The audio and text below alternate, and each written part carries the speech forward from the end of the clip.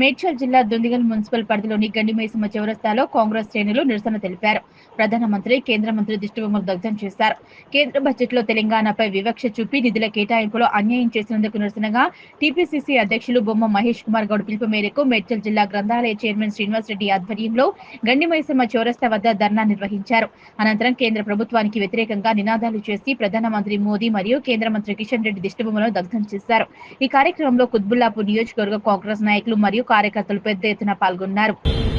నిన్న కేంద్ర ప్రభుత్వం పార్లమెంట్ లో ప్రవేశపెట్టినటువంటి బడ్జెట్ లో తెలంగాణకు పూర్తి అన్యాయం చేస్తూ తెలంగాణ ఏర్పాటు విషయంలో కూడా గతంలో ఇచ్చినటువంటి హామీలను నిర్వీర్యం చేస్తూ రాష్ట్రానికి రావాల్సినటువంటి నిధులను ఎక్కడికక్కడ నిర్వీర్యం చేస్తూ ఉత్తరాది రాష్ట్రాలను ఎక్కువ చేర్చున్న విధంగా వారు ప్రవర్తిస్తున్న తీరు కూడా చాలా బాధాకరం.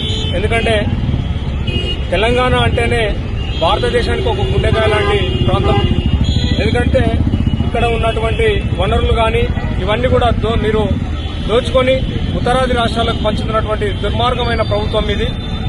అలాగే కేంద్ర మంత్రులు కూడా రాష్ట్రం నుంచి ప్రాతినిధ్యం వహిస్తున్నటువంటి కిషన్ రెడ్డి గారు కానీ బండి సంజయ్ గారు కానీ కూడా రాష్ట్రానికి ఒక పైసా తీసుకురాకుండా కూడా మేము అవి తెచ్చాము ఇవి తెచ్చామని చెప్పి డబ్బాలు కొట్టుకుంటూ వాళ్ళు రాష్ట్ర ప్రజలను కానీ రాష్ట్ర ప్రభుత్వాన్ని కూడా మభ్యపెట్టే విధంగా వాళ్ళు మాట్లాడే విధానం మంచి పద్ధతి కాదని చెప్పేసి సందర్భంగా తెలియజేసుకుంటాం.